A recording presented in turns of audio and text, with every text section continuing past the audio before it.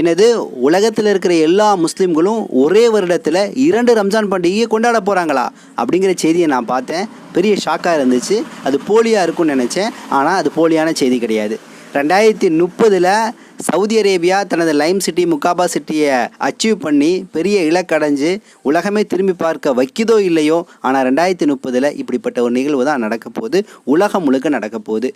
இந்த நிகழ்வு பார்த்திங்கன்னா 30 வருடங்களுக்கு முன்னாடி ஒரு முறை நடந்திருக்கு. இப்போ வரக்கூடிய 2030 இந்த நிகழ்வு நடக்க போகுது. அதாவது 2030 2 முறை ரம்ஜான் பண்டிகை என்பது வரும். முதல் முறை வரும், அதுலேயும் நோன்பு வைப்போம், நாம் ரம்ஜான் பண்டிகை கொண்டாடுவோம். 2வது முறையும் வரும். அதாவது ஒரே வருஷத்தில் 2 முறை வரும். இது எப்படின்னு தானே கேட்குறீங்க. பொதுவாக கிரிகோரியன் நாட்காட்டி அப்படிங்கிற விஷயங்கள் உங்களுக்கு தெரிஞ்சிருக்கும். இது சூரியனை மையமாக வைத்து இயங்கக்கூடிய ஒரு நாட்காட்டி. அதை வச்சு தான் கணக்கு பண்ணுவாங்க. பொதுவாக ஹிஜ்ரி என்ற அந்த ஆண்டு இருக்குல்ல, ஹிஜ்ரி ஆகட்டும், அதேமாதிரி முஹர்ரம் ஷஃபர் போன்ற இந்த மாதங்கள், இஸ்லாமிய இந்த ஆண்டுகள், இந்த மாதங்களை சந்திரனை மையமாக வச்சு செய்வாங்க. பூமியை சூரியனை சுற்றுவதை வச்சு மையமாக வைத்தது கிரிகோரியன் நாட்காட்டி. சந்திரனை மையமாக வச்சு, சந்திரன் சூரியனை சுற்றுவதை மையமாக வைத்து செயல்படக்கூடியதான் ஹிஜ்ரி என்று சொல்லக்கூடிய அந்த ஆண்டு, அந்த மாதங்களாக காணப்படுது. ஸோ இந்த கிரிகோரியன் நாட்காட்டிக்கும் இந்த ஹிஜ்ரி நாட்காட்டிக்கும் மத்தியில் 10லிருந்து 12 நாள் வித்தியாசம் வருது.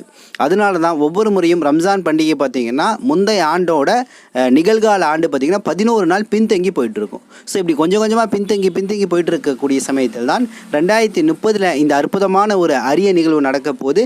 ஜனவரியில், அதாவது 2030 ஜனவரியில் ஆரம்பத்தில் ரம்ஜான் பண்டிகை என்பது அறிவிக்கப்பட்டு நாம் நோன்பு பிடித்து அந்த ரமலான் பண்டிகையை கொண்டாடுவோம். 28, 29, 30 எவ்வளோ குடிக்கிறதோ அந்த நோன்புகளை வைப்போம்.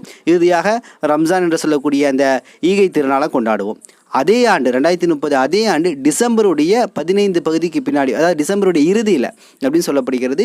இறுதியில் அல்ஹம்துலில்லாஹ் நிச்சயமாக ரம்ஜான் பண்டிகை உலகத்தில் இருக்கக்கூடிய எல்லா முஸ்லீம்களும் ஒரே டைமில் இந்த ஒரு ஆண்டில் 2 முறை, ஜனவரியிலையும் டிசம்பர்லேயும் 2 முறை ரம்ஜான் பண்டிகையை நம்ம கொண்டாட தயாராக இருக்கும் அப்படிங்கிற செய்தி தான் எனக்கு கிடச்சிருக்கு. அதிகாரப்பூர்வமான செய்தி.